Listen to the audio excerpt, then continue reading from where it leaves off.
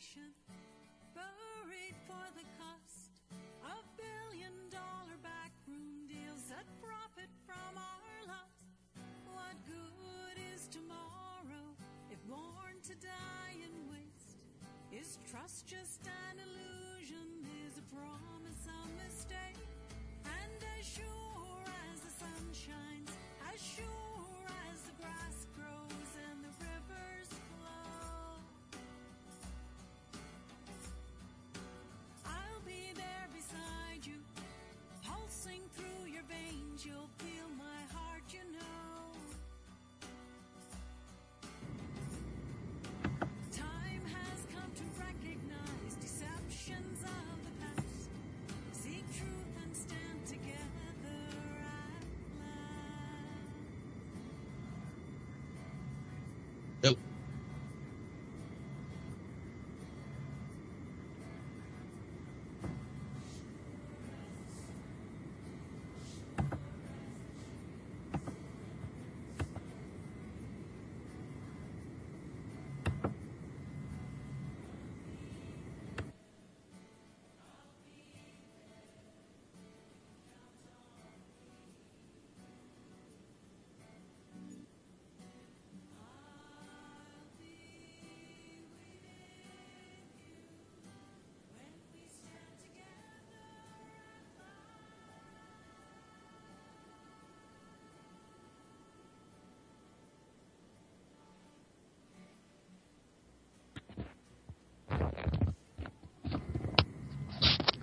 All right, welcome everybody. UCY.TV, What Matters Worldwide. It's Vince Easley. Got Suzanne Posel. We got the Shaliak from Cold Reality right here on UCY.TV on Sundays. And Steve Robinson's joining me. We'll get everybody to introduce themselves. I'm waiting for lines to forward, and we're also going to have James Impending Revelation joining in by phone, and he's going to be broadcasting that over his Blog Talk Network at New World Order Truth Radio. So welcome everybody. I've just got back from the Bundy Ranch about an hour ago. Been back and forth for the past 2 weeks, mostly up there. Have come back in this time to town this week for some rest and relaxation and catching up on social media. Tonight we're going to talk a little bit about what went on up there today. He's been jammed up in media for some racial slurs, so discuss that. Suzanne is going to present some other information that I'm gonna qualify this with saying that while I was there videoing the news media conference with Cliven Bundy, there was a reporter from Channel 3 here in Vegas, and he was shouted down. I mean, look, if you're offended by questions, then I'm sorry for you, man. You need to examine yourself, your paradigm. Hey, Steve, mute up for me, would you, brother? Please, and I'll pull you in. You got some scraping noise going back there. If you'll mute up, and I'll bring us all in turn. And anyway, so they were shouting this guy down, Antonio from Channel 3 here in Vegas, and I think I might be on there. He said it's going on for sure. He gave it. I gave an interview with him, and then afterwards we all went down. There was more media there today than any other day. I mean, CNN was even there. So I find it pretty interesting how quick they come when there's a little poo that has a little stink on it. Personally, myself, I think language is, it's almost occupied. And if you'll tune in on Saturdays to the Sovner Report with Walter, he discusses the trivium. So there is times that words are very important to have that definition, to have an understanding of what it is being said. But you also got to realize that words are not owned. I mean, the language is different in different parts of different parts of the country and other regions, different time eras. Like for myself, I say icebox instead of refrigerator. I had a refrigerator when I was a little kid, but what very far back when my parents, my grandparents especially, that's what they used was an icebox. So when Cliven Bundy uses words like Negro or black boy or this sort of thing, people take offense, and especially people of color are going to tend to take offense for some old white man using these type of words. Now, what Bundy did say was that he wondered if, and somebody's calling me. Let's see, maybe James. Don't know who it is. I'll have to say I'm on radio and please call me back in a couple hours. Thanks. Or go ahead since you're there. Go ahead. Hey, who? Yeah, who is this? Go ahead.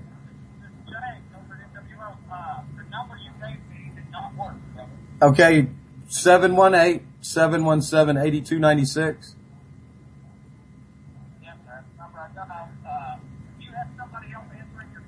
Well, they should be forwarded, and perhaps they've not been forwarded yet. So, if anybody's listening, Charles, let me go send a message to Charles. I tell you what, I'm going to turn the mic over with Suzanne, and let me go ahead and give it to you, and let me go see if I can get these lines forwarded. Okay? Sure, absolutely. Thanks. Okay, James. Well, I heard the comments as well, and I understand. I'm from Florida. I grew up in a farming community, and the people who were on the other side in the Redlands were good old boys, and I didn't see any of the blatant racism growing up. We all played together, even the migrant workers' children, and there was just no color. In fact, I didn't even notice it until I moved to Miami when I was starting high school, and there's a huge Cuban population, and I realized that because I have olive skin and dark hair that people assume that I'm Hispanic. That never occurred to me. And I understand that things are different. I mean, coming from Florida, how much more south can you get? But we live in a society where we have accepted that certain things are not acceptable. And being a businessman, I would assume that Mr. Bundy would understand what we say in public and what we say in private. And that sometimes our opinions in private may not be necessarily the best thing to say in public. I do believe this is UCY TV this time, ladies and gentlemen. This is NWO Truth Radio, calling to simulcast. Okay, yeah, we got you in here. Awesome. So this is James Impending Revelation. Let's go ahead and go through and introduce everybody. Thanks. And I think that message just came in that I got lines. Thank you very much, whoever forwarded them. I appreciate it. So we have Suzanne Posel, we have Steve Robinson, Shaliak, Andrew Shawley, and James Impending. So let's go ahead and get everybody's site out. Let's go ahead with Suzanne, Shawley, Steve, James, and James. My website is occupycorporatism.com, and the usindependent.com is the news agency that I started. Great. Shawley? Yeah, my website's a mess, but I am the host of Cold Reality Radio on the Sunday mornings on UCY.tv, and I'm glad to be here with you all. Thanks, Vince, and I'm ready to talk about the occurrences of the day. Right on. Steve, you do some radio too, don't you? I'm more of a contributor to Talking Treason with Kendor and Kilgore. Find a lot of their articles, and when the events are close to me, go out to the field and take pictures for them and stuff. Fantastic. And James. But their main website. Go ahead. Yeah, go ahead, Steve. I was going to say their main webpage is KendorUncensored.com, or you can find them from Talking Treason at Kendor and Kilgore. Okay, now let me invite anybody listening.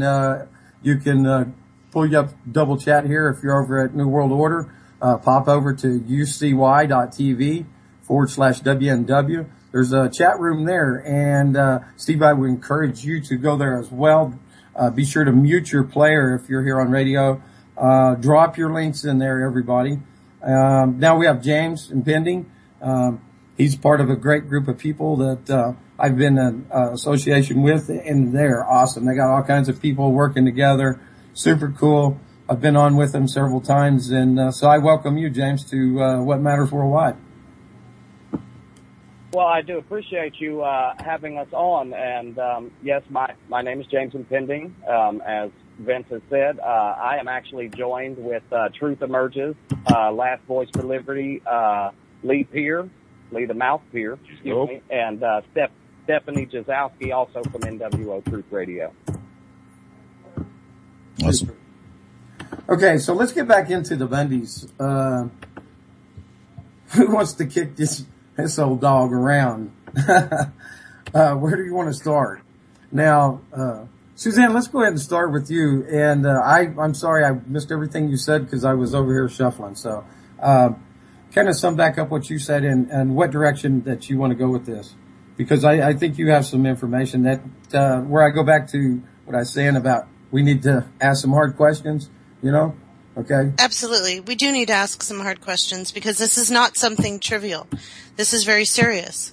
It's a situation that has escalated into something that I don't know if it should be that. And there is a lot of talk of things that I don't think that we really understand what we're asking for. So the more that we discuss this openly and think about this logically without emotionally reacting, I think we'll come to a better conclusion of where we actually want to go with this. Because it could completely escalate into something that we could not control. And then if you have some sort of nightmare scenario, I'm pretty sure that it would come to pass. Mm-hmm. Great. Shali? I think what we're seeing here, it's obviously got positive, everything, obviously everything that led up till today with how the things that he said.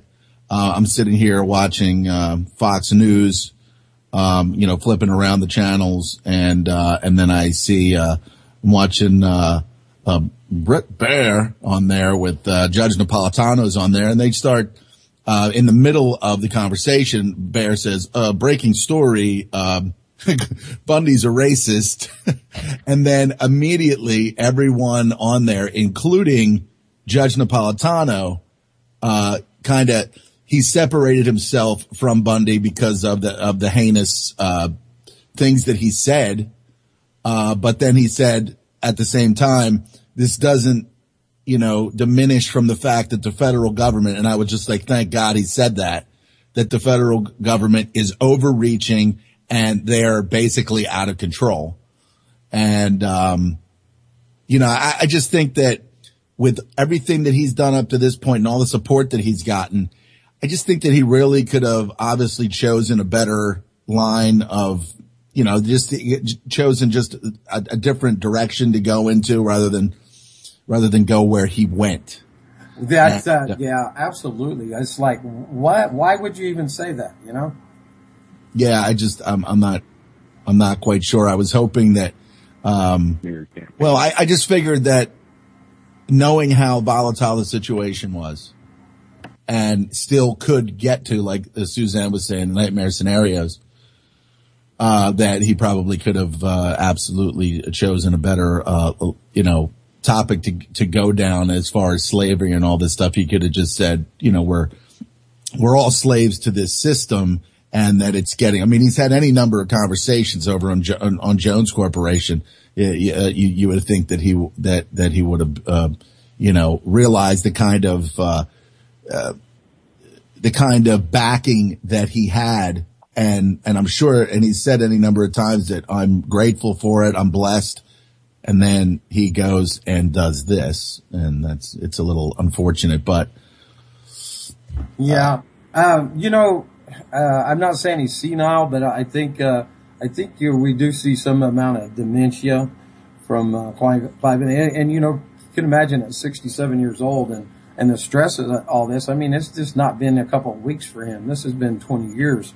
So I'm certain that has a toll that has to affect him. He's got to get on the Lyndon LaRouche diet. Because if you watch LaRouche talk at 90 something, every now and then he'll have a senior moment, but his clarity and his knowledge of things is fascinating. So yeah. Hey James, My brother, what's up? James. James is on mute. You got the mouth here that you're talking right here. All right. What's up, Lee? This is Lee Peer, also with New World Order Radio. Go ahead and give a shout out where yours is. Truth Radio. I'm on Truth Emerges Radio and NWO Truth Radio. I'm on Last Voice for Liberty on Mondays. I do Date Night with the Constitution on Tuesday nights, and I do the Friday Night Super Show on Friday nights with Dennis Ford. So awesome, yeah, great bunch of guys over there in Brandon Council and Dennis, and you and James and all the girls. Awesome job y'all are doing. Bang up, covering a lot of subjects. I also sure do appreciate it, Doug. Yeah, right on. Yeah. Hey, James or Lee, both, go ahead and give us your word on what you see going on out here. Well, Lee, after one, you, brother. I for one see no other signs but this being the precipice to war. What we're looking at here is a long string of illegal acts by these people who are supposed to be our employees. Okay, and there's been no just compensation passed over from the federal government for this land that they claim they own. They still have treaties with Indian tribes that they haven't honored yet. This goes back correct. way deeper than a lot of people know. We had Joanne Spotted Bear from I can't remember the tribe. I'm really sorry if you're listening, but we had her on last night on Guerrilla Radio and talking, and she was like, we in the Indian Nation are really getting sick and tired of being ignored. We've been ignored for way too long. And I can't say that she's wrong. They've ignored all of us for way too long. Just went about their power trip. And that's where we need to take back. I don't see any way out of this but war. I see government-sanctioned terrorism. That's what I see. That's what's been going on in this country for at least the last 60 years. And, we need to stand up. What is it going to take? What is it going to take? Is it going to take one of the Bundy family getting shot by one of these BLM agents? Obviously not, because I believe that tasing somebody is every bit as I could say it's not every bit as deadly, but it's every bit as violent. I mean, your acts of violence only support other acts of violence. They're wanting this. It's like you were saying. I think that we are going to our second civil war. Mm-hmm. That's just my personal opinion, though. This is where I'd like to weigh in because, when people, I've been there 2 weeks tomorrow. Like I said, I've been back and forth for the most part. Now, when I got there was a lot more diversity, let me say.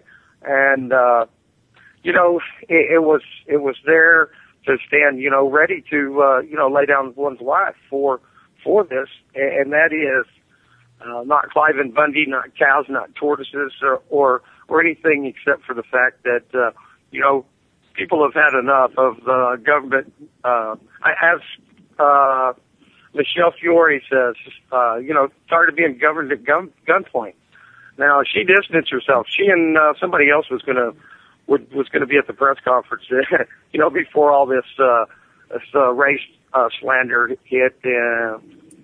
So I think they bowed out. But I think she's a great person. She's done well with that.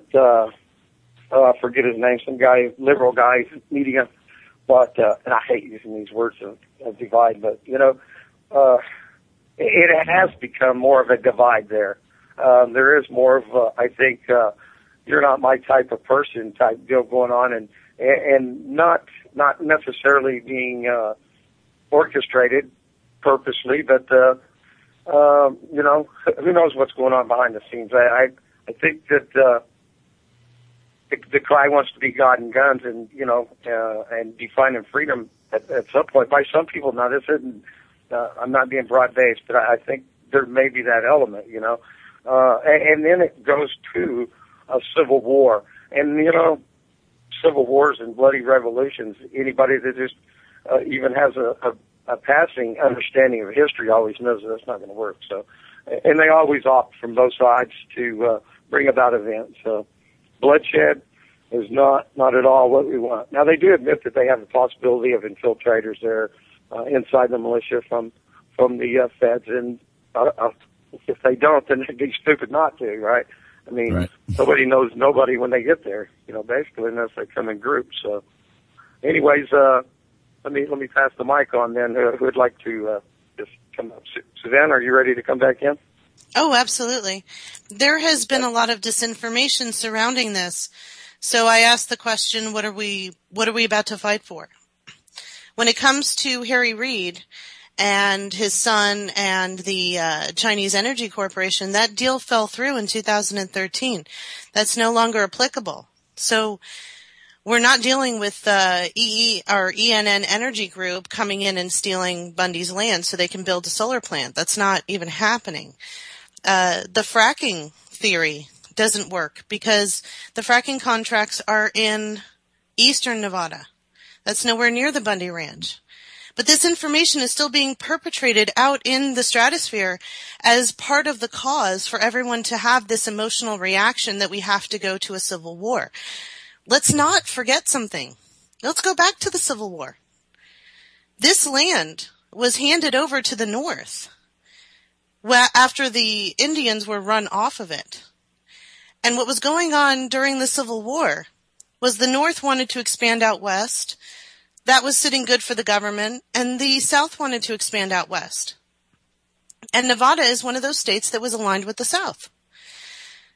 And in their Constitution, in Article 2, Section 1, it states that their supreme authority is not with the state of Nevada, but with the federal government. And during this expansion, the North was really upset because they had to pay their workers, and the South didn't. I also have a problem with the way that it's been portrayed by some other alternative outlets, comparing Bundy to Rosa Parks.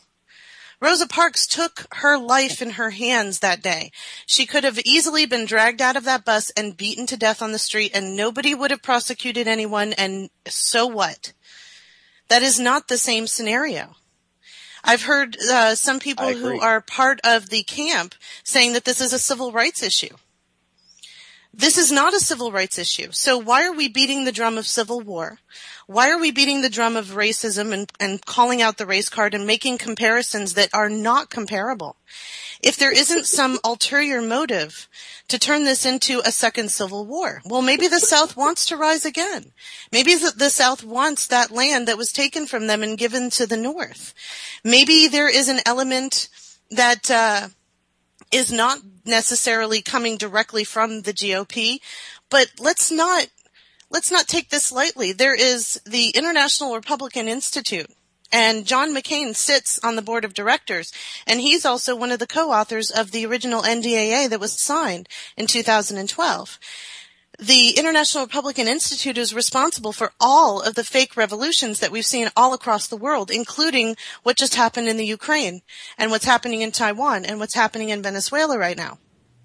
So I'm not saying that it's the left or right paradigm. There's obviously something behind that because we're dealing with neocons, and neocons adhere to Trotskyites, and that's communism, okay? But if we're being baited into an emotional, violent reaction over something that doesn't need that, and we're being given information that is not true, and there have been no retractions made by either of those outlets who put out the false information about Harry Reid or the fracking. We have a serious problem here. We're being given disinformation, and we're reacting that we need to go to civil war. What are we fighting for? Can I ask you this? Can we deny that there is a very serious criminal element sitting in Washington right now? I don't think any of us will disagree upon that. 545 criminals. Yeah. And more. You got the lobbyists and everybody else. Thank you. I'm so glad you said that. The lobbyists are every bit as guilty. There's a reason to fight right there. Well, I mean, who I are think we it's fighting? important that we, yeah, exactly. I think it's important that we stand in the gate, and that doesn't mean everybody come out armed. I'm armed with my feet, my phone, and my voice, and you know, I think it's important that we stand as witness to this, and make some people stand with accountability. You know, we don't want to you know, make this into some little just a range war. You know, this is a point in history that has never occurred before, where people have stood with their Second Amendment rights to stand in the face of tyranny, and I think that's important. But as well, I think we need to, like I say, keep people accountable for what happens. And I think for the most part, there seems to be a lot of level-headedness there. Now, there is some people that I would question. There's a guy out there that, you know, as far as I'm concerned, he's a racist, and he's sitting right up there where everybody congregates, and I think he wants, you know, and I told him today, and then I apologize. Look, you know, I can't, you know, determine what your heart is. Perhaps you think you have a just cause here. So, you know, I said we need to, you know, focus on unity here, and, you know, but we can't go around, you know, preaching hate either. So let's look at Charlie, I'd like to get Charlie to weigh in, and we'll go to Steve, and then back up to James and Lee. All right. Well, let's look at private property. I mean, is property not one of the lines drawn in the sand? I mean, you know, we look at, you know, buying. I mean, I listen to people all day long making deals for homes and all this stuff with banks. And these people, they're buying their homes, but they don't even realize that even after they're done paying for it, it's not even theirs. Nothing is anyone's property in here.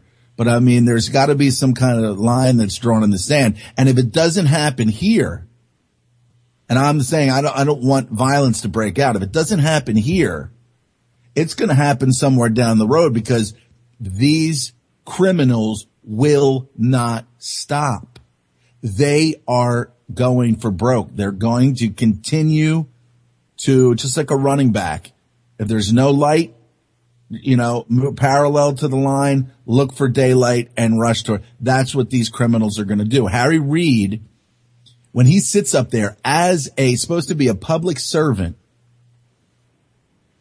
you know, like one of the roundtablers here was saying that he's supposed to be he's working for us, and he's up there calling American citizens terrorists. He is unfit for public service. He is unfit for public service. What's that? I'm sorry. No, go ahead. I said that Harry Reid believes that land is his because the word federal is attached to it. He believes in Santa Claus for all I care. It doesn't make it true. Well, that's what I'm saying. Whoever told him? I mean, these people are controlled by money. I don't think that people like Pelosi, people like John McCain, who's an absolute enemy of this country. I mean, you know, Schumer, these different groups, they're enemies of this country. And why? And then people have to really look. How is it that John McCain continues to get elected? How is it that Harry Reid in the state of Nevada as a liberal and you know, and then he fakes this whole thing like, oh, I'm for gun rights. I mean, they're just you know, the whole situation is very volatile, and Bundy needs to just clam up. I don't see, it's a good thing that this happened, but I mean, with Reid out there saying the things that he's saying about people being terrorists, I mean, that's just alarming when you can say that people in this country that are out there, you know, terrorists are supposed to be the ones that work in the shadows, right? These people were there protecting a family who has been basically kind of tortured, you know, by this BLM. And I mean, it's just the Rubicon's been crossed. And if something violent doesn't happen here, something's going to happen very, very soon down the road. thoughts on that? Lee? I'm going to yield my time to my lovely co-host from Date Night with the Constitution, who's joined us here in the NWO studios, Stephanie Jazowski. Why don't you go ahead and explain just how much authority Harry Reid has to order any type of military or police action? He has absolutely none. Basically, everybody talks about, the whole land grab thing. The only thing, per the Constitution, that the federal government is even allowed to purchase with the agreement of the state land for is forts, magazines, arsenals, dockyards, and other needful buildings. BLM should not even be involved. There's no need and no place for them to even be managing land. And I don't think that we've exhausted all of our options in terms of nonviolent revolutionary options. I mean, we need Mr. Bundy to continue to take a stand. It is my opinion. It needs to be drawn attention to that our own government is calling its own citizens, because they decide to take a stand for what is right, terrorists. It's just wrong. We need to shift the attention on them. They're going to keep spinning every little thing they possibly can to try and get the masses to think it's such an awful thing. And sick the peasants on it, too. Mm-hmm.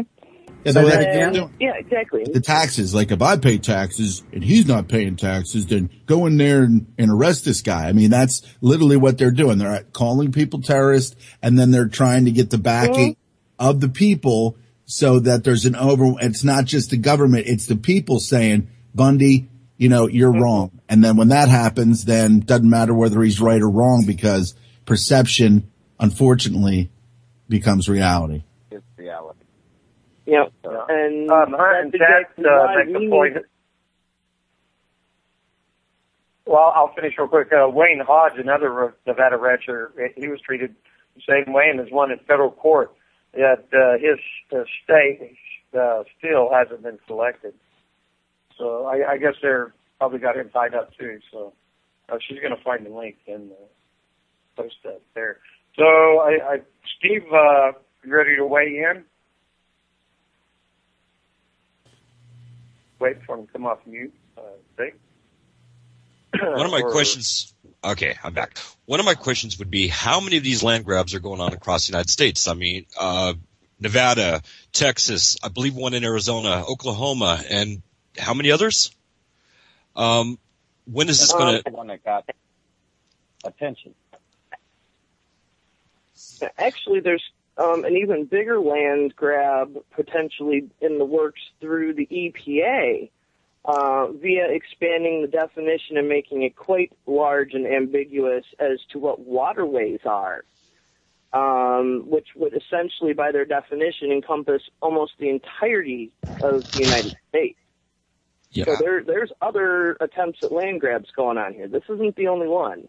No, it's not. But, I mean, with what's going on at the Bundy Ranch, it's finally getting to the point where American citizens are saying enough is enough.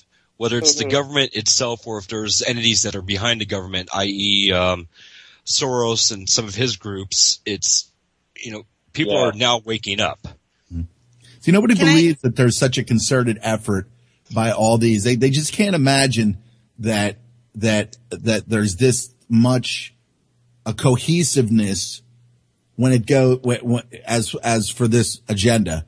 When I talk to people that swear that they have like incredible IQs, they're like, no, people can't get on the same page with it's just like they can't even imagine that they just think that government is just a bunch of people tripping over their own feet.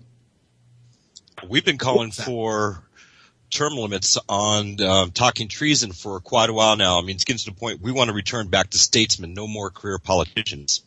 Yeah. Mm-hmm. Yeah, McCain he's just a scourge. Don't even example. Don't even get me started on McCain. I'm 44 years old. I met McCain when I was in high school. I went to school with one of his daughters. He was a PTA, and he was pushing BS policies like similar to Hillary Clinton's No Child Left Behind way back then in Arizona. He's a lie.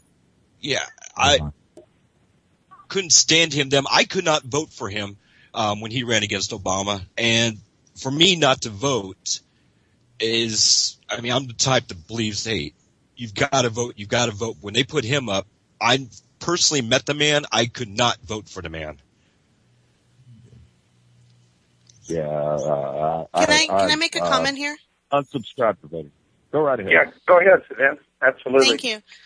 4 years ago, the Obama administration opened up 220 million acres to the BLM for oversight for the rewilding projects under the control of the Wildlands Project, which is under the control of UNESCO, which is the United Nations. And areas that were designated for special presidential monuments, declaration monuments, were in Colorado, Utah, New Mexico, California, Arizona, Oregon, Washington State, and Nevada. What we're seeing here with the Bundys and what's going on in Texas with the Red River and what's going on all across the country is the BLM was given under the Obama administration the right to police these areas for the United Nations under the Rewilding Project. What they want to do is allocate over 50% of this continental United States to non-human use. And it's okay with, right? Exactly. And with the Wildlands Project, they don't have a problem with corporations coming in and using that land for the benefit of financial investors and governments and whatever you have. But it's just us that cannot use this land. So that's what we're actually seeing here. And it's my contention that we don't deal with the symptom, we deal with the problem. Because if we're dealing with the symptom, we could have cancer and just happen to have the flu at the same time and be treated by our doctor for the flu and still die of cancer. So our problem here is Agenda 21. Right. Our problem here is the United Nations. Our problem here is that the Bush Jr. administration and the Obama administration, and including Bush Sr., who brought this crap over to us in the early 90s, we are now seeing the effects of it happening in real time. And so when we are distracted by Harry Reid and we're distracted by fracking projects that don't exist and information that is inconsequential, we're not dealing with the actual problem here, which is this land was given to the United Nations and the BLM are there to police it, to make sure that the investment for the United Nations remains. This is an equity issue. They don't want anyone messing up their land because it's worth something to them. Sure. Absolutely, and I think that goes in with the corporatism of America, and they want to utilize all the assets they can. The dollar bill's not worth the paper it's printed on, and these financiers are they're calling in the loans. They want some hard assets, so that's what I think. And even though the solar deal with the Chinese just that could be, put right back together at any time. They could have let it die and then say, okay, well, we'll wait. And that way, it's not like right out there in front when that's what they want to do or something. There's any number of minerals that are out there. I've heard they've dropped some test wells, so they might be looking for gas or shell layer. There's the water issue. What's worse for the people to know? Whether the land is being given to the UN or whether the land is being sold to China. Which do you think would be more of a more easily digestible thing? That the land's going to the United Nations or that it's being sold to China? Well, if you are trying to kick off a violent revolution and you're trying to make sure that there is a civil war in this country, then you need a palatable mascot for people to hate because that person is close enough within their vicinity and attainable. So blaming it on areas that I'm not saying that Harry Reid is a good person and that he's done great things, but let's put the blame where it actually lies. Because if we don't, then what are we fighting for? Yeah, Reid's just following the orders of this. I totally agree with you, Suzanne. the UN and Agenda 21 being put into play here. And here's my point about that, is that there's no constitutional authority for them to grant this to the UN. There's no constitutional authority they can't use the meaning of now supersede another part of the Constitution. They can't do that. Let's clearly back states up. that they only have jurisdiction over 10 square miles. First of all, let's go back just a little bit. Okay, back to what Suzanne was talking about, where when this Nevada became a state, they kind of were tricked into signing over everything to the federal government. So, and then when we look at the Constitution, now they have so forth with the inorganic act. I mean, when the Constitution became inorganic for the corporatism of the United States of America, not for the people any longer. So, some points, that people are using as valid, standing points aren't really valid. And I think Suzanne made a very good point. When Nevada became a state, part of their constitution was, that land belonged to the federal government. So, I mean, whether they be tricked in there or not. So how do you address that? We have to go back to state sovereignty. We have to go back to the Federalist Papers. We have to go back to what Thomas Jefferson said and what was written down in those Federalist Papers that explains that there is dual sovereignty. And we have that written into our Constitution. We have to actually read our Constitution, folks. We have to actually know that what we are fighting for is a constitutional republic, what that actually means, and how to go about reversing this situation. Because right now, we're all hot-headed, we're all emotionally involved, and all we're going to end up doing is destroying infrastructure and killing each other. And that's exactly what happened in the first Civil War.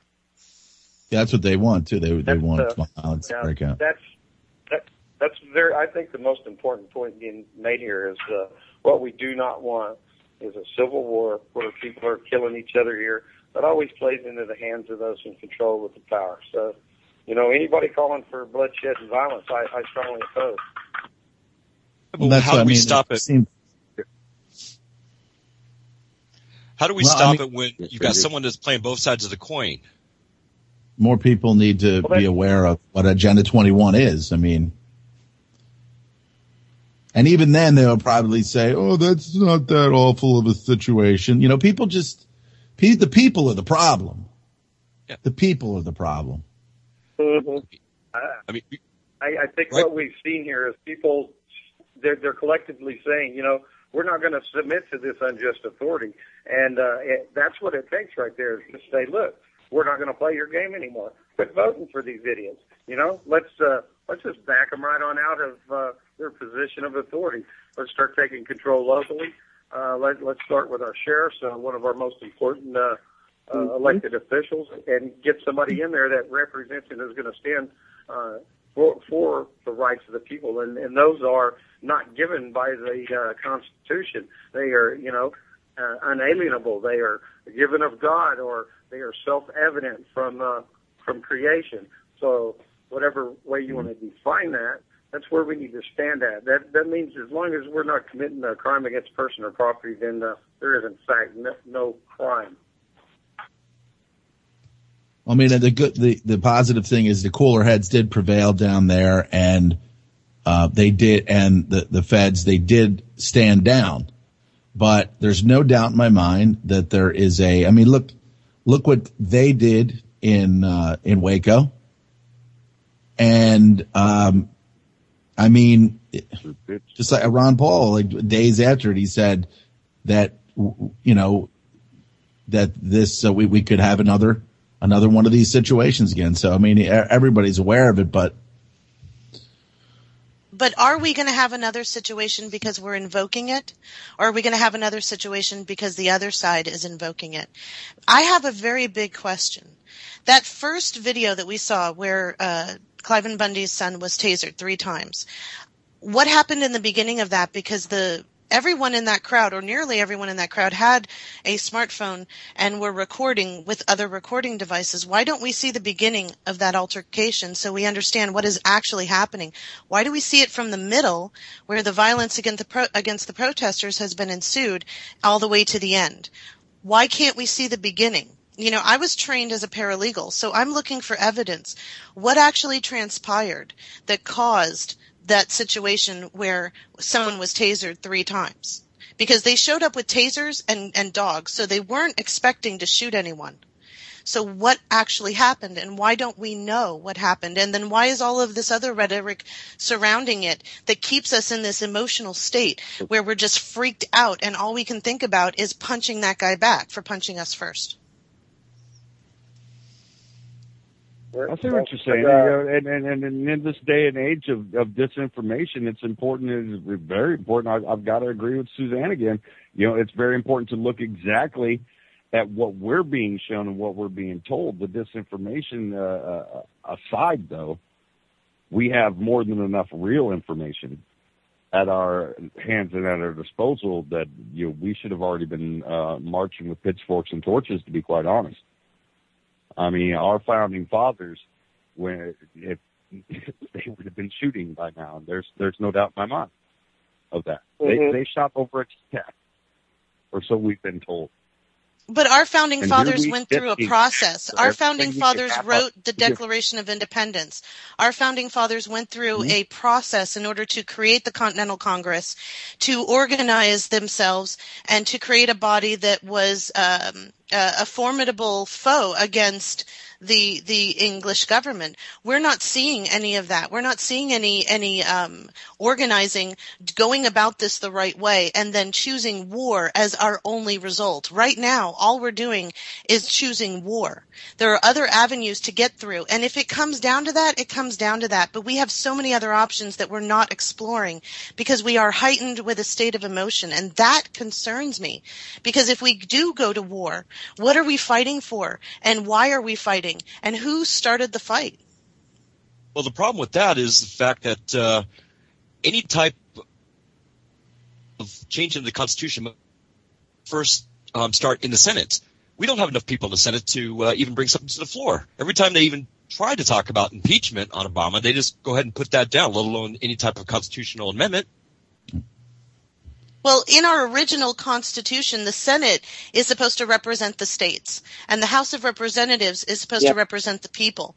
So we don't even understand what our Senate and our House of Representatives are for. And the states their rights have been quashed to the point where they don't even have representatives in the Senate that are doing the bidding of the states. We have a huge problem, and a lot of it stems from our ignorance of what the framers actually intended for these different checks and balances branches of government. Well, we look at... Well, then we need to start with repealing... Real quick, then we need to start with repealing the 17th Amendment and giving the states their voice back. That's a good place to start. We look at how this whole thing just kind of came about and how that the mainstream media got involved in it, okay? It went through Drudge Report that there was some kind of deal. If it wasn't for Drudge, none of this, this wouldn't even have been known largely at all. But we look at Drudge and we see how much information that he's putting through and how Drudge Report dictates a lot of what is seen and what's not seen. How is it not apparent to Matt Drudge that this Agenda 21 is going on, and if he would simply just start putting up documentation or something on the site about the UN and all this other stuff, would that not have a huge effect on whether, Agenda 21? I mean, people are fighting back against Agenda 21. It is happening. Well, I put out my article. When I first put out my article about the Agenda 21 connection, I gave it into the hands of every single person who's big in media because I know all of them. I've known them at some point. I still have their cell phone numbers, and I was completely ignored. So that did not fit their predetermined plot line for this other storyline that surrounds the Bundys. Well, there's Drudge, and then there's the people that you're referring to. I mean, Drudge would have no problem putting out, they put this, But I mean, he hasn't put anything about Agenda 21. I mean, this is, Right. this is awful stuff. It's in documentation. It's not like it hasn't been documented by the UN. So it's right there. So when you think, you know, if Matt Drudge loves America and he loves his freedom and he loves his, you know, his website, I mean, and all I can tell you is I know that article got into Drudge's hands and everyone else. And the only person that gave that article out to his audience was Gary Franchi. Everyone else ignored it. And Gary Franchi didn't go further than to put the article out on social media. He would not interview me or have any discussion about what the points that I'd brought up, or even the source links that go to the documents that prove the points that I brought up, because it didn't fit the agenda of the plot line that was occurring at the time that we are talking about now, which is this is a civil rights issue. This is a us against them, government against the sovereign, and we need to fight back with violence and civil war and any kind of that. What I'm saying doesn't even fit that, because it goes so far beyond that it's like we were discussing. It has to be fought on the local level. 19 states so far have put in anti-Agenda 21 legislation. We need to get that in all 50 states. We need to empower our states again. Mm-hmm. But this doesn't fit with the we need to go to war. We need to have a bloody revolution scenario that we're hearing coming out of the Bundy camp. Well, I don't think that's entirely fair about that. You know, there may be some voices saying that, but the most part, almost everybody there is pretty calm, cool, and collected, and do not want bloodshed. And I think by the very fact of all the restraint showed 2 weeks ago, come Saturday, that we see that on both sides. I mean, that very easily could have escalated. And you know, the Bundys themselves are calling for peace, and What I think is important is to stand as witness, as I said before, and to make sure that there's no,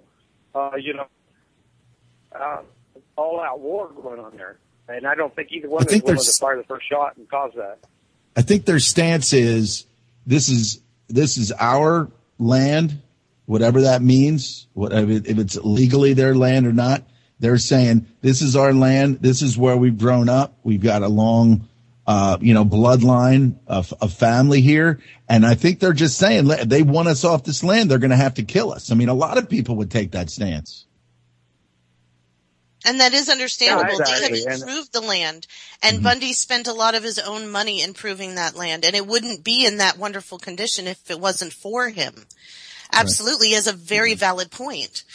But then we go from, we become leapfrogs, and we go from states' rights issues to civil war. Why do we have to make that leap? Somebody on the militia side that's working with the BLM, and then all it takes is a spark. Yeah, I can tell you exactly why people are going to that. Because we've been getting screwed around for so long by our federal government. It's handing over all of our sovereign rights to the United Nations and everything else. People are starting to wake up to it more and more. Now, everyone here can attest on the line, I'm sure, when you first woke up, when you first found out the truth, you were mad too. Some people deal with anger a little bit differently. And I've been issuing general. What level are people waking up, though? Because, I mean, I can sit there and I can show people. Look, there's a lot more people out there that are less tolerant than I am when they find out the truth. They're going to find out the truth, and they're going to go grab their rifle and come for you. Yeah. You know, I'm imploring these people that we have, quote unquote, elected to sit in these seats to please pull your head out of your collective keisters and start doing what's right. Because guess who this angry public is going to come after first? You. Mm-hmm. Well, I'll give you an example. I would like to make a definition as far as truth, because one truth is not the same for another. And, you know, it is all a matter of perspective. And, you know, it was like I was saying with Cliven Bundy's statement about his observations when he drove through the projects in Vegas and made his observations and his wonderings. You know, he only drove past. He has not the fullest extent of understanding. He hadn't been, you know, and I'm making this assumption, he hadn't been inside. He hadn't set up the dinner with some folks up in there and, live the life and have to, be that shackled runner that the black man has been made out to be. I mean, that's why they're the most people in prison are black folks. And it's all because of a design system that's set up. It's not by accident that drugs are so prevalent inside of the ghettos and the inner cities and stuff. All control. And he was right when he said they're enslaved still today, as are we all. And we need to stand aside this racial divides and all the others. And because I'm going to tell you, if we don't get it together, if we don't get united here, we're on a teetering point right now. We can change the world. We can change the future right now. People say, what can I do? There's nothing I can do. There is something that you can do. There's always something that you can do. You don't have to change the world. You just have to be a part of the change. That's right. We're all the human race. We look at what's going on with the VA and all the failures that they've had over the years. I mean, they always say, what's more important than the troops? What's more important than the troops? And now there's some other kind of scandal that's coming out of Virginia where our troops are waiting to get the kind of care that they need. I mean, right there, it just like who in the world would join a military that with the track record of just failing their veterans on so many levels? I mean, that's just one thing, but are they going to address that? No, they're going to find somebody to blame and point the finger at that. Like Suzanne was talking about the symptom and everything. This one guy, they're demonizing this one guy, saying this guy's, he should be this. Instead of looking at the big picture, they don't give a shit about the veterans. They don't give a shit about the troops, and they're just cannon fodder and boulder dash out there that are fighting for a bunch of banker scum. But people just, there's so many red flags, so many red flags.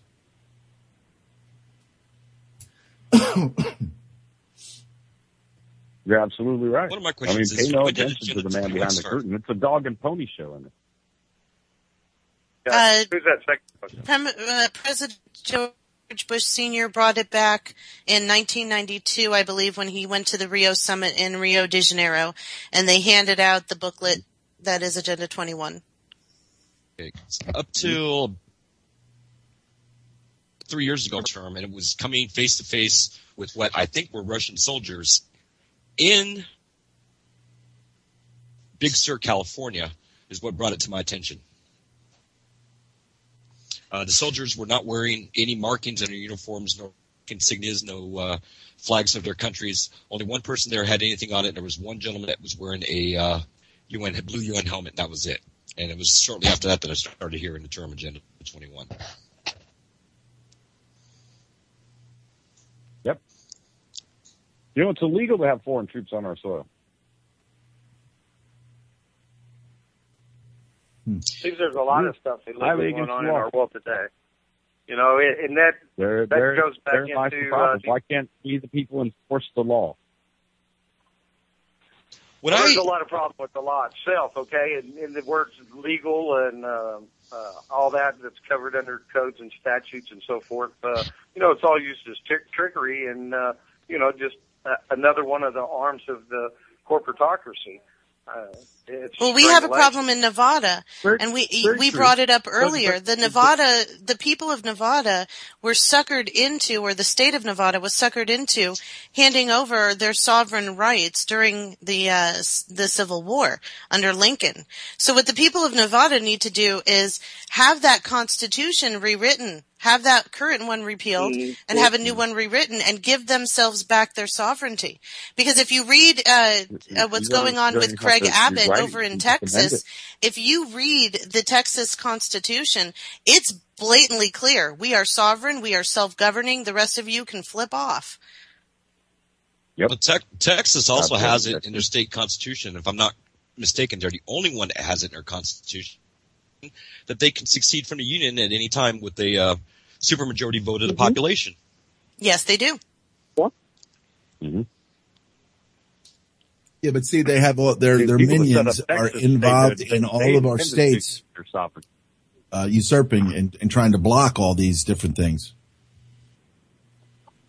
That's great. We've identified the problem. Let's get those guys out of there. Mm-hmm. Which goes back to I mean, we live instituting amongst term these limits. people in our state legislatures.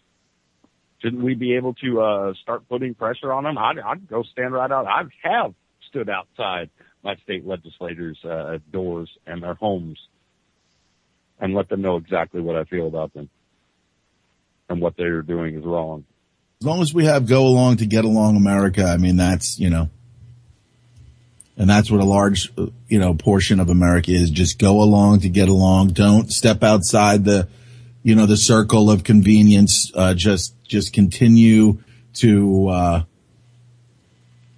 you know, I mean, everything will be okay. Everything's going to be all right. You know, wars, you know, multiple wars out there, losing freedoms here. You know, as long as the media is not reporting on it, then it's not happening. Right, but if we see the injustices happening and we go to the root of the problem, one of the roots is the Nevada Constitution. Another one of the roots is the people representing them in the state and the House, not only on their state level, but also in the federal level. So now that we've identified the problem, let's work to fix the problem. Well, how many other landowners were there that had lost, that had gotten beaten down, that were there supporting? Vince, you were there. How many people were there supporting Bundy that had lost the fight that you know of? That's a good question. That's a good question, and I actually can't give account for anyone. Yeah, no, I can't. Because that would be pretty significant. Because I mean, we're hearing a lot of things about them saying, "Well, this, you know, this land, this person lost," and then Harry Reid saying, all these other people are paying their taxes. Why won't he? You know, so it's just like, let me get the backing of the people. He offered to pay them to the state when he fired the BLM for trying to run him out of business. Was that again? Isn't that the case? Because was that again? That's what we've heard, is that he fired the BLM for trying to up his stuff and put him out of business. You know, and then he offered to pay his grazing fees to the state, and they refused. This is the story we've all been told. So now I haven't been out there. I know a lot of people, other people have, and done more research about this, but this is what we've been told out here. That's what I'm pretty much under pressure. Paying grazing fees, which I find to be absolutely ridiculous now, and the Constitution, to be quite honest. But the fact of the matter is, he agreed to do it and was going to pay it to the state, and the state refused. Yeah, because I mean, it's just like saying, okay, I'm going to pay you, and then you're going to leave me alone. And then they're like, no, we don't want your money. We just want you to go. Well, the state is in a situation, it goes back to their constitution. The state gave up their sovereignty to the federal government, and the federal government still owns that land. They just let them use it. It's not state Nevada land. It's federal government land. So when he refused the BLM, the state had no choice but to refuse his payment because their boss is the federal government. The federal government has no legal, the federal has no legal authority to own that land. Exactly. So we need to have the people of Nevada rewrite their constitution and give themselves back their sovereignty to their land. And then run the BLM out of there because they have no jurisdiction. Yes, number one, BLM has absolutely no jurisdiction anywhere in this country, to be quite honest. But the fact is that the federal government tricking these people into it was an overreach and a crime unto itself. If you held the federal government true to what they are constitutionally allowed to do, which is only have jurisdiction over the 10 square mile radius from where Congress meets, then well, I agree with you, but that argument is for the American Indians. They took that land from Native Americans who were sitting on that land, and it belonged to them. So the argument is not for the American people. The argument is for the Native Americans. If we're going to go and reverse everything, we need to give that land back to the Native Americans, or at least honor the treaties that the federal government signed with the Native Americans. This is, we were talking about this on Guerrilla Radio last night. They have not honored any of these treaties that they signed with the Indians. They Right. didn't at all.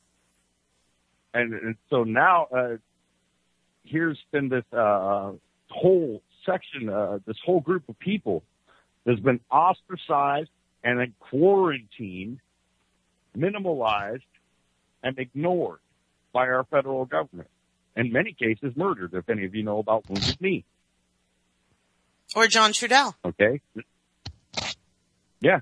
This is where we've allowed this federal government to overreach so far, they feel they are untouchable now. They absolutely do. And the fact of the matter is, if you go and just look at the Constitution, it says, and put it in layman's terms, you got federal government, here's the rules. This is what you can do. If you try to do anything else out of that, then it's illegal and wrong. Almost 98% of the laws that are on the books right now, including state laws and federal laws, are inherently unconstitutional. If we just keep our federal government adhering to the rules that were set for them, this wouldn't be an issue. But now it has become one. It's a property rights issue. It's a civil rights issue on one end. It's also Agenda 21. It's all these issues bundled up into one. I'll give you an example. I was on a for 10 years. I was on a network, that LinkedIn network, and I was going through and I connected with a few people, and I noticed that Congressman Grayson from Florida was in there. So I figured, okay, let me connect. So I sent a connect to him. Within like an hour, I got a connection back. And so I decided to send him ask him a question or send him some information about just this week, Princeton and Northwestern universities put out there basically saying that our political system has been turned, has been completely, I'm paraphrasing here, has been like completely taken over, and now we're an oligarchy. All right. So I sent this to him and I said, what are your thoughts on this? And he responded maybe a couple hours later. He said, I read it. And, he said, but the positive side, the good thing is that when you have special interests that are, that have their agenda, then you have the people who get together and they trump the special interest. And then I said back to him, I said, well, what if they don't know what these special interest groups are doing because the media doesn't report it? How does somebody fight against something, Agenda 21, that they have no fucking idea is going on? And I just never got an answer back. So I got this typical politically correct answer that the people will trump any kind of special interest that goes on. And the bottom line is that how is it? And these politicians have to know whether when they get in there or after they've been in there for a while, that our media is lying to us. And maybe they just think that they're lying because it's national security, which means the criminals are protecting their asses by just, throwing the Trump card out there. But, it's sad when you write from a congressman, you get, a vanilla answer. But again, how do you know how to fight against something that you don't even know is going on? And there's a lot of that going on. Agenda 21, one of the biggest things. So that's what they're after, is your ignorance. They have the most money, right? Key to their victory. We need to create a corporation of people like us, and we need somebody who's going to fund that so that we can go out there and say, hey, I was in a bookstore in Philadelphia today, and I figured, let me go in there and see if there's anything interesting, right? So I go in there and I saw a book about Lyndon LaRouche that was written in 1989. And it was totally against him. It was like the new fascism or something like that. and then all the different things. And as soon as I opened it up, they were destroying him on this and that. And a lot of the things that Lyndon LaRouche was talking about the conspiracies, they called him an anti-Semite because he mentioned different things about Zionism. And, it's just like anything. You have a system that can just destroy anyone who gets over the target. They've got the money to destroy anyone who gets over the target. I love the people that call you an anti-Semite if you talk about Zionists. They obviously do not understand who the Semitic people are, which is really just hard. Means anti-Arab, I believe, right? So. Yes, exactly. The Arab people are actually the Semitic people, and so to be anti-Semite, you have to be basically talking about Arab people. And I don't want to get into all that. Well, how do we get the backing? How do we get Nevada to rewrite its constitution and say we want our sovereignty back when you've got you have puppets like Reed in there? The Nevada Constitution also provides for a few other things, man. It's you also have the recall ability, which not every state has. They can recall Harry Reid. If the voters want it and if the petitions get signed, you can file to recall Harry Reid, and that will go on public record, and they can't avoid that. That can't get scrubbed away. All right. They have all sorts of, you can file a ballot initiative to amend your constitution. But see, so we just got to get these Nevadans to go out there and really push. We got to get the people somehow, like sovereignty for Nevada, something. It's a very long, drawn-out process. A good friend of mine, actually here with Truth Emerges Radio, has done it in Colorado. He filed 3 ballot initiatives to make sure that, number one, that fluoride was not going to be added to the water there in Colorado anymore. She's going to make it a constitutional amendment there in the state for that act, and also with the illegal foreclosure, ignoring the due process and things that are going on there in Colorado and pretty much all over the country. People aren't understanding it. Now you got 2 reasons to go to Colorado: all the marijuana and no fluoride. You should just call it marijuana now. Marijuana. It's very tactical. Hey, let me. They've hired different lawyer firms to come and attack her on these different ballot initiatives. So it's an uphill battle, and she's in for it. But the fact is, man, that's where you got to start. If you want to do this without war, this is where you got to start. Learn the law, know the law. Don't trust lawyers; they all work for the damn bar. Learn the law yourself. You're way better off. There you go. Hey, let me welcome Jose to the call. Jose M. Gonzalez, welcome. I hope you've got something to add in before we move on with knowing what to expect, engraved in stone, rules and relations. Yeah, welcome, we have something more important to discuss, right? Relationships. I do want to ask Sue if she's still hanging around. Yeah, I'm here. Yeah, nice to meet you online, of course. But you keep mentioning that people of Nevada were duped into giving up their sovereignty. Do you know what year that happened? 1864. Okay, good. So the people of Nevada have not given up their sovereignty to the federal government. The people of Nevada in 1864 did. I'm sure those people are gone. Okay? And this is an issue that one of the other gentlemen, keeps bringing up, that the federal government actually doesn't have a right by the Constitution to own anything other than X amount of land. And this was an issue with my son's case, where we were fighting jurisdiction because the law states very specifically how the federal government is to accept land or is to own land. And the biggest sheet or wool that has been pulled over the eyes of the American people is that the United States of America is a country. I get criticized a lot because I say we are not a country. We are a union of several sovereign countries. The United States, people of the United States are the only people who believe that the word state means a part of a country.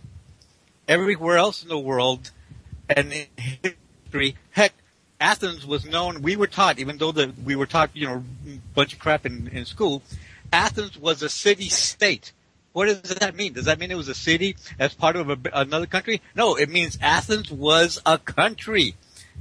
The city of Athens was in and of itself a country, a state, and its power by conquest, right, was very widespread. Now,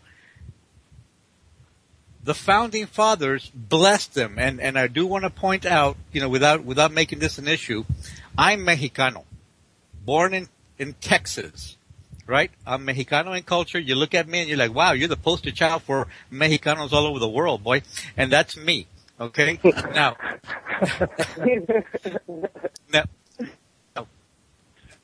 I am more about Pancho Villa, Emiliano Zapata. I'm all about the revolutions in Mexico than I am about the founding fathers. Honestly, I think the founding fathers, we called them the founding fathers because that's what we were taught in the schools, right? But most Mexicanos can see that what is happening is so much baloney. In the first place, we know you cannot own anything that outlives you. How can anybody own land? And I don't want to get into the splitting hairs of Clive. And I've posted and I've said, quite often I've made my points clear. I know Clive is no angel. Personally, I know that Rosa Parks was no angel either. I know you compared the two and you came up with this is a whole different topic, Sue, so with all due respect to your point, my point is, yes, we do need revolution because this society has already had the wool pulled over its eyes so much that we don't even know the difference between communism, which is an economic system, and freedom. Right? I mean, we actually think that communism is the opposite of freedom.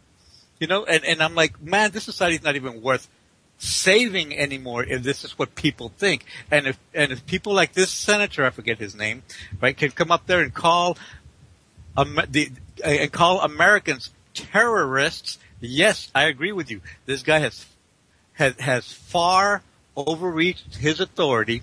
He's unfit. I believe it was Fox that said, hey, he's not immune. He's not speaking in Congress, so he's not immune from lawsuit for what he says out here. He needs to be careful. And I agree. But, and then we came back, we came up later and said, we don't need revolution. We need to exhaust all the administrative, aspects to be able to resolve this issue. I love that. Again, the problem is the federal is making the rules and you have to fight them in their court, literally, right? Now, you guys kind of failed to point out that nobody elected the BLM, right? These guys are not accountable to anybody. Right. These guys came in and they said, okay, from now on, jurisdiction. Exactly. But they did say from now on, this is going to be the law. You have to do this, you have to do that, you have to do this. Okay, Clive, you have to pay. I didn't agree with that. Clive said, hey, what, who says I have to pay? And they said, we do. So they go to court and basically the BLM tells the court, this is the law. We made the law and this is the law. He did pay them. He did pay them for a number of years. Right, but I'm summarizing. We're trying to change his contract up and screw him up pretty much out of his land.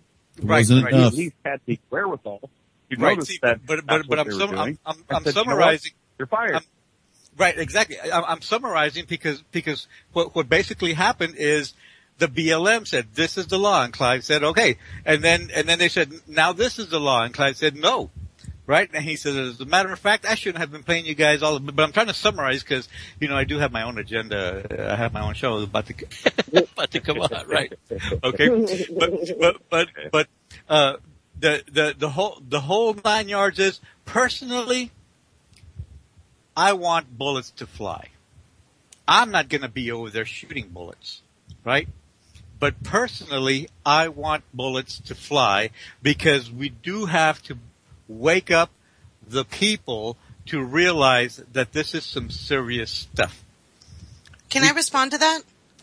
Yes, please do. Please do. Yeah, absolutely. That's the last thing we need is bullets flying because, like I've said, history just shows time and time again, people suffer, and those being with the agenda advance their cause. So, please. Well, let me respond to that. Let me respond to that because you made some good points. And I understand the perspective that you're coming from because you eloquently told us where, the perspective that you're coming from. But actually the law is in the books. It's our ignorance. The United States versus Fox, and I quote, established by principle of law, everywhere recognizing the necessity of this case to disposition immovable property, which is exclusively subject to the government within the jurisdiction that the property is situated. The Supreme Court also ruled that several states in the Union possess the power to regulate the tenure of real property within their respective limits and modes of acquisition and transfer. It's already in the Constitution, and the Supreme Court of the land has acknowledged that the Constitution states that private property and public lands are to be treated the exact same way. So if the federal government owns land in a state, they are subject to that state's laws when it comes to how real property is allocated, who it is left to, and how that property is dispersed. Our problem is we don't understand that the laws are already there. We have the tools right now, and it doesn't take a bullet, and it doesn't take time to enforce.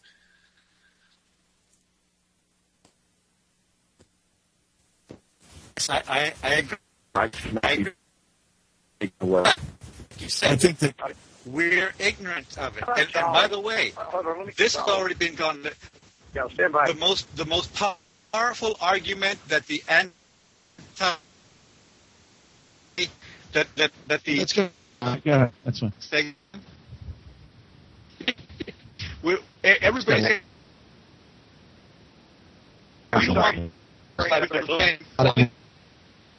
Everybody hearing that? Stay by, Jose. Stay by. Hey, Charlie. Stay by. Have we got anybody here? A lot of fun on the bed. It's better to hear everybody. Okay, yeah, everybody's here. Okay, Jose, we're waking up real fast. Yeah, I see everybody still here. Good. Hey, Jose, you're waking up real fast. Step by and go ahead, Bob. Dolly. Everybody's waking up real bad. Oh, I heard you loud and clearly. It's just I'm hearing some feedback. Yeah, there's just a lot of fuzz and everything. It's just getting people to recognize that before the bullets fly. And then if people don't recognize what's happening or what they can do to limit government, then the inevitability is violence. Because, as I said, they're never going to stop. They're never going to stop. That's why I think that war is inevitable. It really doesn't matter. We don't get to pick and choose what sparks the fire. We just have to deal with what happens. Well, sure we do. We're not subject to the wind. We can all make a personally collective don't. decision of whether or not we want to take what the Supreme Court has written, take the I've got 7 cases sitting in front of me right now talking about real property where the Supreme Court agreed with the Constitution, whether we can amend the Constitution of Nevada to give the people back their sovereignty, or we can, just run because somebody called us a name and go take our big boy guns and go start a war. Which one makes sense? Because if we're talking about whether or not we're going to die, a third of the entire population of the United States died during the Civil War. So I can guarantee it that probably at least one of us on this call would be dead, statistically speaking. So do we want that? Or do we want to just use the Constitution, use the court system, None of us use want it. but we have another way. We don't have to bring out our guns. It's right there. It's already the Supreme Court. It's already the Constitution. Will we be able to educate the rest of our country, the rest of our citizenry, the rest of our fellow Americans in time? If Lisa Royal takes the then we can start an initiative in the state of Colorado to educate them as to how their sovereignty was taken from them and force this amendment through. Do we want to do that tomorrow morning? Suzanne, the good thing that's been happening. Really. The good thing that's happening is there was over the last week where there were legislators that were doing this, that were looking at what on and trying to rectify. Yes, that's what I got from it. Trying to find the article.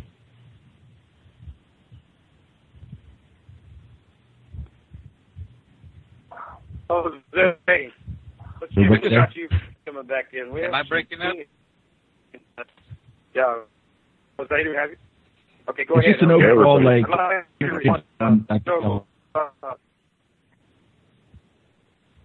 is that Jose now? I hear you two just fine. Somebody messaged me that I'm breaking up. I hear you now. Breaking up, or is everybody breaking up?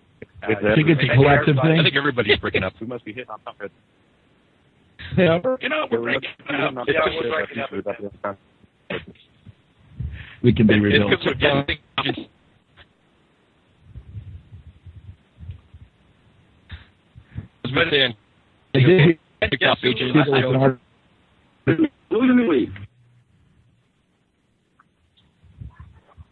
Backgammon. Oh boy. It's either we're all talking at once or none of us talking at all. Yeah. Go ahead, Jose. Now I'm starting to hear you. Yeah, I think we have a clear channel now. Go ahead, Jose. Okay. Clearly, the problem we have here is that the expectations of some people of our federal government are much different from the expectations of other people of our federal government. Okay, but because some of us have studied, we know the federal government lacks although they have the muscle, they lack the authority. But the wool has been pulled over our eyes so far that you're going to get very little support because most people think you have to do what the federal government says. They are the boss. If you go to your county sheriff and tell him, hey, an FBI agent is spying on my house, that sheriff is probably going to say, well, I can't do anything about it. They outrank me, because the expectations are there. So that the wool has been pulled so far over our eyes that even the people that we believe are supposed to protect us, and we know that's not right now, But even Suzanne, this is exactly what I was talking about. People are finding this out and being more angry. I'm a very angry guy. If anybody's listened to my shows, how I get. But the fact is I'm a very patient man. Okay, I want to exhaust the routes of diplomacy as far as we possibly can before bullets fly. Unfortunately, there are more and more times a day that I talk to a gentleman like Jose right here who are, you know what? No, wait a minute. This is effed up. We shouldn't be people should be hanging. Bullets should be flying. Because, damn it, the encroachment is on such a monumental level that it's almost past the point of diplomacy, man. Okay, let me give you an example. Let me just throw something out there. When we have what we know, let me just throw something out there. We know that the mainstream media uses sensationalism and emotional responses to get us to go along with their propaganda, because if we are emotionally involved, we sympathize, we go ahead with the agenda because there was a puppy or a kitty or a little baby, okay? What if those same tactics are being used on us to get us to go to civil war? And what if we took the emotion out of it and took the anger out of it, because it's all justified. I'm angry too. But if we didn't make an emotional response, what if we did something logically and sat down and had conversations like we're having today and come up with real solutions that are based in logic and fact and not emotions? What could we accomplish? And how many lives can we save to get it accomplished? The problem, Susan. But if that ever happens amongst the general populace, I think I'll shit and fall back in it. The problem, Susan, is human nature. We, as a group, may be able to sit down and be able to discuss this rationally, but when you're talking about the masses, no matter what we say, no matter what we do, it's going to take one idiot to fire a gun from either side, the BLM or on the Bundy side, and then that's it. It starts. And it doesn't have to be the Bundys. It could be in Texas. It could be anywhere else. And when I get back to the expectations, I'm trying to segue here, guys. Okay, it comes back to the expectations. The federal government has said basically to the people that live on this land that is now called the United States of America. They have said, "Hey, we have gotten away with it before, therefore you have consented." The American people have yet to say, "No, we do not consent. This is wrong. This is a states' right issue. This is a citizens' issue." Okay, now, right now, up until about 3 minutes ago, we were all lovey-dovey, hugging each other, patting each other on the back, and now we're kind of getting at each other's throats, and that's my expertise. Okay, I'm the relationship guy here. Okay, so I'm gonna try to segue. I seldom use the word segue. Okay. Let me just come in for a few more words here, and hey, I'm going to turn this over to Jose. We run him half an hour, so he'll probably want to carry this out. Listen, thanks everybody for joining in. I think we had a pretty good discussion tonight.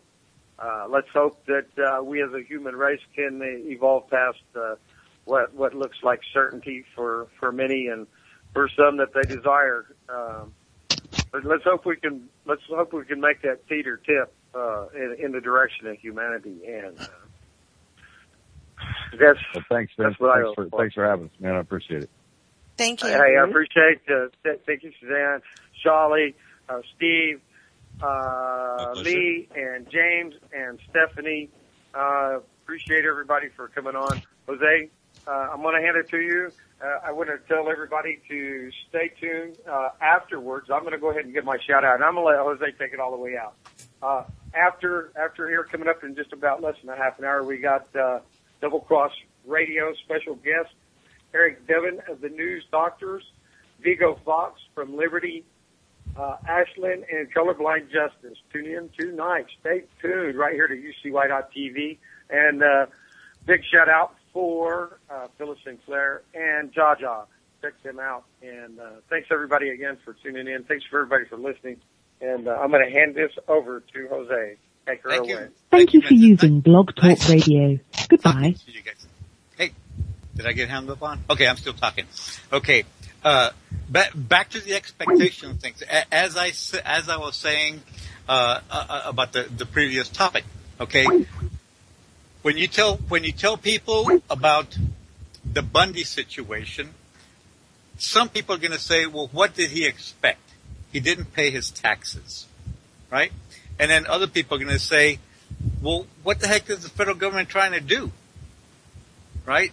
And it's a matter of expectations. Just like when you are, when you're part of a couple with somebody else, and you get into a relationship, and you say, you assume that the person with whom you are in a relationship knows your expectations, right? And these are things that you have to discuss. Now, years ago, and it's actually not too long ago, and some people still do, get to know each other before you get involved in a romantic relationship. Now that's part of the romance. Now some people don't have time for romance, right? Because we're trying to get all these notches on our headboards or on our belts or whatever. You know, we're trying to win the game. We want to have as many notches on our headboard before we die as we can. And so we rush into relationships without really getting to know the other person. Now, the key part of relationship is the relation part, or the relate part, because you have to relate. We discussed this a couple of weeks ago and a couple of weeks prior to that, that you can have a relationship without trust and without trust and loyalty. I lost my files because I'm on a new computer. But it's impossible to have a relate or a relationship without communication, because communication is how you relate to each other. You know, so we jump into relationships these days, and a lot of people did it a long time ago as well. But more people are doing it now, especially with the onset of internet. Okay, I'm going to try to stay focused on topic because, you know, we burned up half an hour discussing the Bundy situation, and so I'm going to have to kind of rush through this. Okay, you get into a relationship with somebody without knowing them. And then you talk to your girlfriend or your boyfriend or your buddy, whatever you want to call them. I know guys are uncomfortable, you know, calling each other boyfriend. But you talk to a friend about your relationship, and you say, well, you know, my partner's cheating on me. And you assume that everybody knows what you mean by the word cheating.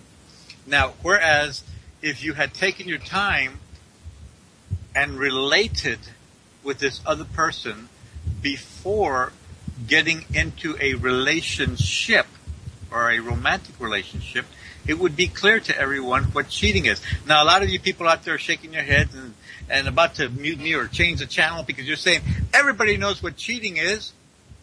Well, I beg to differ. Some people have some idea of what cheating is, and I think Bill Clinton and Monica Lewinsky pretty much clarified the fact that different people have different versions of what cheating is. Now, when you're getting into a relationship, you have to basically set the ground rules. You're actually contracting with another person. Now, you're contracting with another person in matters of the heart, which tend to hurt. You know, if you contract with somebody, you know, for in a business deal, and you lose, you know, $10,000, well, you know, that hurts, but you'll make it up, you know, somewhere else, right? But you contract with someone else in matters of the heart. Wow, if you lose, that's going to hurt for a long time, and even if you get over it quickly, which is doubtful, even though you may pretend to get over it quickly, you know, most people lack the emotional health, the emotional well-being to get over a broken relationship.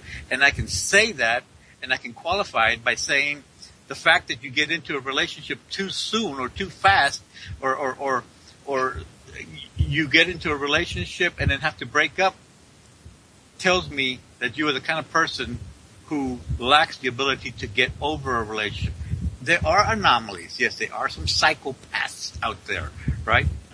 Yes, some of you guys are agreeing with that now, I know, right? Okay, but you get into a relationship, you should already know what that person thinks cheating is, right? And just because you disagree on certain things doesn't mean that you can't get in a relationship. You just have to say, well, look, you think that's okay, I think it's not. So if you do it, I'm going to be bothered. You know? Now, you can contract these deals. You can actually go in to a relationship and, you know, we try to find out everything that we have in common, and then we try to ignore the things that we lack in common. That's okay. But you have to know these things and accept them from each other, right? Okay, cheating. What is cheating? That's what we're going to talk about today. Is it carved in stone? Okay, when you talk to somebody, now you're going to go out there, you know, tomorrow, and you're going to say, "Wow, I listened to Jose, and he's right. We need to discuss what cheating is, and this is what I think cheating is." You might even write a list down, and then discuss it with your partner, and the partner might say, "Well, I think, you know, most of these things are cheating, but I don't think this is cheating." For example, okay. Is cheating? Is it cheating? What are we talking about? Are we talking about, you know, playing Monopoly and your partner, you know, slips a few $100 bills from the bank into his side of the board? Is that the cheating we're talking about? Of course not. Or maybe we are. Maybe we are, because I've had some couples tell me, you know, my partner says, "Oh, you're cheating in a game of Monopoly. What else are you going to cheat at in our relationship?" Okay, these are things that you should already have ironed out before you got involved into the relationship. Do you understand what I'm saying here? Now, cheating. What is cheating? Are we referring to sex? Are we referring only about sex? Do we have to write these things down? Do we have to sign a paper?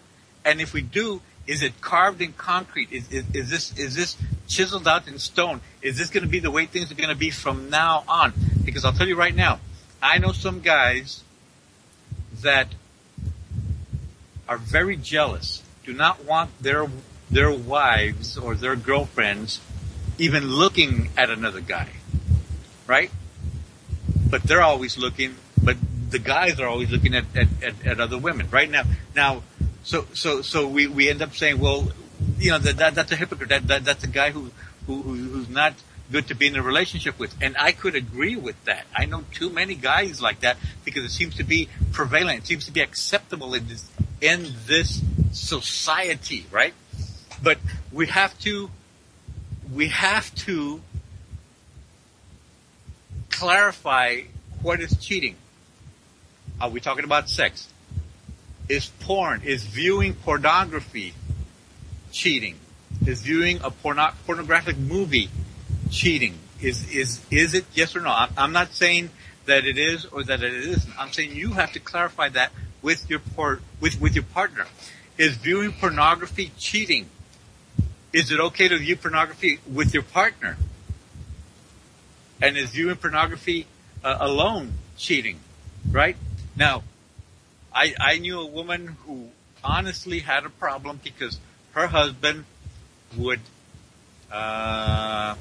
self-gratify himself. Can I say masturbation on the air? Too late. Okay? Her husband would masturbate when she wasn't around. And she thought that was cheating because he was having sex. By the way, masturbation is the number one sexual act in the world. Even third world country people masturbate more than they have sex with somebody else. You know, so it's something that everyone does. It's kind of a dirty word where people are embarrassed to talk about. But is that cheating to you? Right? Or is it only cheating if your partner masturbates when you're not around? These are things you have to clarify. And is it only the sex part? And what constitutes sex? When you're talking about, making a rule and an agreement, that we will not cheat with each other. What constitutes sex? is flirting with another person sex? Is that cheating? Is touching someone else, like you meet somebody on someone of the opposite sex, and you pat them on the back? Is that cheating? Or you hug them? Is that cheating? You meet an old boyfriend or an old girlfriend and you hug them. Is that cheating? These are things that you have to kind of clarify in your relationship. Now, is it cheating? If it's okay to masturbate, okay, fine. What about, is it okay to masturbate in front of somebody else? Can you touch someone else? Can you sexually touch someone else? Can you masturbate someone else? Well, that's not masturbation, but is it okay to touch the genitals of another person as long as there's no insertion? Or is oral sex considered cheating? Because Monica Lewinsky said that's not sex. And of course, some of us consider oral sex. I had an argument with a guy before I became a counselor. I had an argument with the guy one time, where it was about the Bill Clinton debacle, and he says, no, oral sex is not sex. And I'm like, it's not? Well, let me get with your wife and let her give me some oral sex and see how you feel about it. Needless to say, I won the argument in that particular case. Now, what about phone sex? Is it okay to have phone sex? Is that cheating to have phone sex? Because there's absolutely no touching involved. There's only words exchanged. Online cyber sex, boy, that's really popular these days, right? I fail to understand it, but it's out there. It's really out there. Now, is that cheating? And if that's cheating to you, in your mind, is it cheating in your partner's mind? Or is it only cheating if you do it without your partner knowing about it? Now, if you have a partner and you say, well, I don't want you, I don't want you having sex with you. Let's say you're a man and you say, telling your girlfriend or your wife that you don't want her having sex with any other men. And then you're pretty clear, I don't want you to be looking at pornography with other men. I don't want you to be, masturbating, thinking about other men. I don't want you to have any kind of sexual contact. I don't want you to flirt with other men. I don't want you touching other men. I don't want you hugging other men. I don't want you to touching the genitalia of other men. I don't even want you to have oral sex with other men, even if the other man is having oral sex with you and there's no penetration involved. I don't want you talking about sex with other men. I don't want you to talk phone sex with anybody. With another man. I don't want you to have cyber sex online with another man. I don't even want you to be typing the word sex or anything close to it that has to do with sex on the internet with another man. Well, what about if she does this with another woman? Right? Because some guys are out there like, no. Yeah, well, she can do it with a woman as long as she does it around me. Now, these are things, personally, I think that's a cop-out, but these are things that you have to iron out in your own relationship. Now, there are other acts too, right? And when you're talking about other acts, what is cheating? Right? I know a guy who is very jealous of his in-laws because I know several of my clients are very jealous of their in-laws because their wives choose to spend time with their family or his in-laws instead of spending time with him. Okay, there's a lot of schools of thought on this topic. Is that cheating? There's no sex involved, but there is time involved, right? And basically, when we make a commitment to somebody, in the words of the wedding ceremony, we do say that, we do ask, a lot of couples want the words to say, that we forsake all others, right? We are marrying with this person. When we marry, we become one with another person. We are no longer John and Jane. We are now John and Jane, the couple. right? And we are to forsake all others. I think that's a little extreme myself, but there are people out there who do forsake all others. You cannot really move to a mountain anymore and avoid all personal contact with any other human being except the person you chose to live with and spend the rest of your life with. It's kind of unreasonable these days, but are you making that clear with your partner? What constitutes cheating? Is it just the emotional part? You know, is it sexual or emotional? What is your idea of cheating? Let me tell you on a personal level. One time, I was married for about maybe, I don't know, it was like 6 months or something like that. I'd just been recently married. My wife was still pregnant, and we were fooling around. We were living in our own little rental house, and we were fooling around, and she whipped my pants off, and my wallet came out and spilled all over the place, and there was a picture of an old girlfriend in my wallet, right? Honestly, I never carried cash, so the wallet was pretty much just something to help me balance my butt, but I had forgotten that picture was there. I was young. I probably should have thrown it away long ago. But she found the picture of an old girlfriend. And mind you, I got married when I was 16 years old. Okay? So this happened when I was about 16 or 17 years old. And the girlfriend was from when I was 15. You know, how serious could it have been, right? Anyway, she saw the picture. She went all to pieces. It took me a week to patch over that situation, right?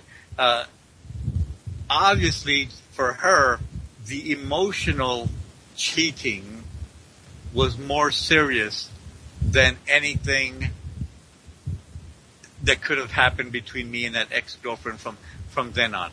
And that's what I mean about the other ex. Is it cheating to still be friends with old boyfriends and girlfriends? And then we get this whole thing with internet, brings us into a whole nother ball of wax, right? I mean, I've had couples who are telling me that they have to delete Facebook friends because their partners asked them to. Well, there's a lot of insecurities involved there. You guys out there really have to iron out these things. Is it just friends that you don't want your romantic or sexual partner to be involved with, or do you also want them to forsake family? Okay, do you want to? Because eventually, family's going to come into the picture. They always do. That's part of being family. You might be able to get rid of friends, but you're stuck with family forever. Okay, is that what you consider cheating? And it may be uncomfortable to discuss this, but it also probably, and in all likelihood, is more of an issue with you than it is an issue with with your partner. But you have to clarify it. And it's as easy as saying something like, well, you don't want me to hang around my family because you want me to spend time with you. May I hang around my family when you're at work, or when you're out of town, or when you're with your family, so on and so forth. It gets really tough when you develop a relationship with somebody that lacks any family whatsoever, or has already forsaken all their family for whatever reason. By the way, those are little flags that you need to be wary of. Okay, now, as any part of a healthy relationship, remember that you have to be a healthy individual before you can be a healthy couple. In order to maintain or to establish a healthy relationship, you first have to be a healthy individual. I'm going to say that again, okay? If you think your problems can be resolved or solved by engaging another human being in a relationship, all you're doing is bringing more baggage to a relationship. And what's more, if that other person coming in with you on a relationship thinks that he or she is the answer to your problems, you're getting in so deep, both of you, right? They're getting in so deep that it's bound to fail. And we discussed in one of the early shows last year that it is very possible to stay in a relationship and still have failed. Although you can try to work out a relationship, sticking to it is part of making that relationship a success. But you have to be working towards it instead of just trudging along, hoping that your partner will die in an automobile accident or something, and you can, cash in on the insurance money and live life happily ever after, right? Anyway, but you do have to draw those lines. Where are you gonna, where are you guys gonna agree that this is okay, this behavior is okay, and that behavior is not? Now, going back to what I was saying, that it takes a healthy individual to make a healthy couple. And to be a healthy individual, you have to take care of yourself. And how you take care of yourself is you do things that you like to do. And of course, now that you are in a relationship, those things you like to do must be conducive to the couple as well as to the individual, right? I like to use the extreme example of going to strip joints. If you were a single guy or single person always going to strip joints, and now you are in a relationship, is it okay with your partner for you to go to strip joints? That's something that you and your partner have to establish, right? Now, whatever you do to be a healthy individual is something that you do that is fun for you. I hope so. Okay? Is your partner going to be okay with you having fun? Like I said, the example that I use is an extreme example of going to strip joints. Excuse me, but it could be something as simple as going bowling or playing cards, with your friends. Is that okay? Now, maybe you're at work and your partner is having fun at home with the neighbor. The neighbor comes over, and they play music and they're dancing and having just a good old time. And then you come home from a hard day's work. Is that okay with you that your partner was enjoying him or herself while you were at work, or even worse, let's say you get sick and go to the hospital, are you okay that your partner is going to be having fun? Or are you one of those people that wants your partner to be 100% miserable until you get home and light up their life? If that's the situation, you're a future client. I understand that. You guys may be able to work something out like that. There are relationships out there, symbiotic, right? Symbiotic relationships where one illness feeds another illness. This is a good topic, and if you guys have any questions, feel free to contact me or Vince about it. Okay? Vince told me I was going to take this show all the way to the music. We're getting pretty darn close to the music, and I should have stated from the beginning that all opinions expressed by me are my opinions based on my relationships, based on my client, my observations, my research with my personal contacts in workshops and counseling that I have done over the course of the years, as well as my life in general. And my opinions are to be blamed on me only and not anyone else, especially Vincent or the people of this production. Okay? I have been Jose M. Gonzalez.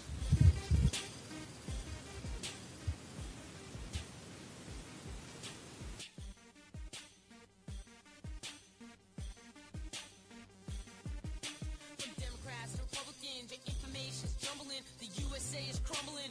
Y'all sit back, dumb as shit. The mass inflation, the home invasions, the CPS is coming to snatch your babies. These confiscations, the conversations, the operating within the zones we're trading. We're in the matrix, now we're totally raided. They infiltrated, finally the devil gave in. If you can't hear me, then pump up the volume. McDonald, Bin Laden, Osama, Obama, bring up something real, legalize marijuana. Everything on a bong hit is as blunt as Madonna. Radioactive, intergalactic.